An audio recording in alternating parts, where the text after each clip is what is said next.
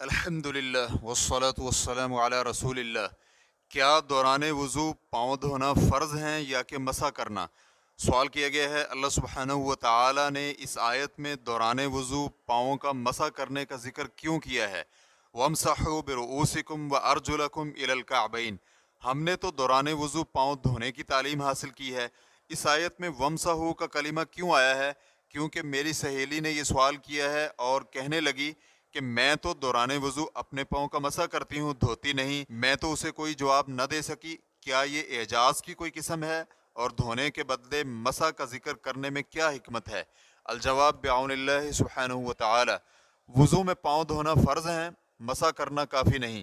آپ کی سہیلی نے اس آیت سے مسح کا مفہوم لیا ہے، وہ صحیح نہیں۔ پاؤں دھونے کی دلیل بخاری اور مسلم شریف کی یہ روایت ہے۔ عبداللہ بن عمر رضی اللہ عنہما بیان کرتے ہیں کہ ایک سفر میں نبی علیہ الصلاۃ والسلام ہم سے پیچھے رہ گئے، چنانچہ وہ ہمارے ساتھ ملے تو ہم نماز عصر میں تاخیر کر چکے تھے۔ ہم نے وضو کیا اور اپنے پاؤں پر مسح کرنا شروع کیا تو رسول اللہ صلی اللہ علیہ وآلہ وسلم نے بلند آواز سے 2 یا 3 بار یہ فرمایا، ایڑیوں کے لیے آگ کی ہلاکت ہے۔ صحیح بخاری حدیث نمبر 163، صحیح مسلم حدیث نمبر 241۔ اور امام مسلم رحمہ اللہ نے ابو ہریرہ رضی اللہ عنہ سے بیان کیا ہے کہ نبی علیہ الصلاۃ والسلام نے ایک شخص کو دیکھا جس نے اپنی ایڑیاں نہیں دھوئی تھی تو اسے فرمانے لگے، ایڑیوں کے لیے آگ ہے۔ صحیح مسلم حدیث نمبر 242۔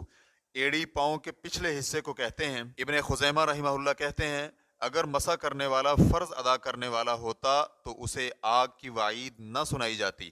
اور حافظ ابن حجر رحمہ اللہ کہتے ہیں نبی کریم صلی اللہ علیہ وآلہ وسلم کے وضو کے طریقے کے متعلق تواتر کے ساتھ احادیث ملتی ہیں کہ رسول اللہ صلی اللہ علیہ وآلہ وسلم نے اپنے پاؤں دھوئے اور وہ اللہ کے حکم کی وضاحت فرما رہے تھے، اور پھر نبی علیہ الصلاۃ والسلام کے کسی بھی صحابی سے اس کی مخالفت نہیں ملتی سوائے علی بن ابی طالب، ابن عباس اور انس رضی اللہ عنہم کے، اور ان سے بھی ایسا کرنے سے رجوع ثابت ہے۔ عبد الرحمن بن ابی لیلہ رحمہ اللہ کہتے ہیں کہ رسول اللہ صلی اللہ علیہ وآلہ وسلم کے صحابہ اکرام کا پاؤں دھونے پر اجماع ہے۔ اسے سعید ابن منصور نے روایت کیا ہے۔ ریفرنس کے لیے دیکھیے فتح الباری جلد نمبر 1 صفحہ نمبر 320۔ اور رہا اللہ رب العزت کا یہ فرمان، یا ایہا الذین آمنوا اذا قمتم الى الصلاة فاغسلوا وجوہکم وایدیکم الى المرافق وامسحوا برؤوسکم وارجلکم الى الکعبین، سورۃ المائدہ آیت نمبر 6۔ اے ایمان والو، جب تم نماز کے لیے کھڑے ہو تو اپنے چہرے اور ہاتھ کونیوں تک دھو لو اور اپنے سروں کا مسح کرو اور اپنے پاؤں ٹخنوں تک۔ یہ آیت پاؤں کے مسح کرنے کے جواز پر دلالت نہیں کرتی۔ اس کی وضاحت کچھ اس طرح ہے۔ اس آیت میں 2 قراتیں ہیں۔ پہلی قرات وَأَرْجُلَكُمْ، لام پر زبر کے ساتھ، اس طرح ارجل کا عطف وجہن پر ہوگا اور چہرہ دھویا جاتا ہے تو اس طرح پاؤں بھی دھوئے جائیں گے۔ گویا کہ اصل میں آیت کے الفاظ اس طرح ہوں گے، اغسلوا وجوہکم وایدیکم الی المرافق وارجلکم الی الکعبین وامسحوا برؤوسکم، یعنی اپنے چہروں اور ہاتھوں کو کہنیوں تک اور پاؤں ٹخنوں تک دھو اور اپنے سروں کا مسح کرو۔ لیکن پاؤں دھونے کا ذکر مؤخر کرتے ہوئے سر کا مسح کرنے کے بعد ذکر کیا گیا ہے، جو کہ وضو کرنے میں اعضاء کی ترتیب پر دلالت کرتی ہے، کیونکہ وضو میں ترتیب اسی طرح ہے کہ پہلے چہرہ دھویا جائے، پھر بازو اور پھر سر کا مسح اور پھر پاؤں دھوئے جائیں۔ ریفرنس کے لیے دیکھیے المجموع للنووی جلد نمبر 1 صفحہ نمبر 471۔ دوسری قرات وَأَرْجُلِكُمْ، لام پر کسرہ یعنی زیر کے ساتھ، تو اس طرح اس کا عطف الرأس پر ہوگا، اور سر کا مسح ہے تو اس طرح پاؤں کا بھی مسح ہوگا۔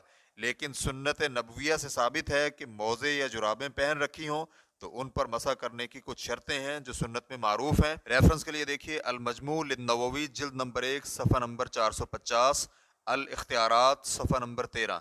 موضوع پر مسح کرنے کی شروط معلوم کرنے کے لیے آپ سوال نمبر 9640 کے جواب کا مطالعہ کر سکتے ہیں۔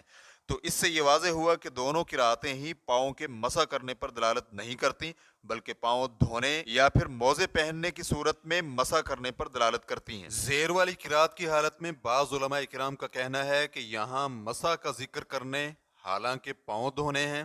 اس میں حکمت یہ ہے کہ پاؤں دھوتے وقت پانی کم از کم استعمال کیا جائے، کیونکہ عام طور پر پاؤں دھوتے وقت پانی میں اسراف کیا جاتا ہے، چنانچہ آیت میں مسح کا حکم دیا، یعنی پاؤں دھونے میں پانی کا اسراف نہ کیا جائے۔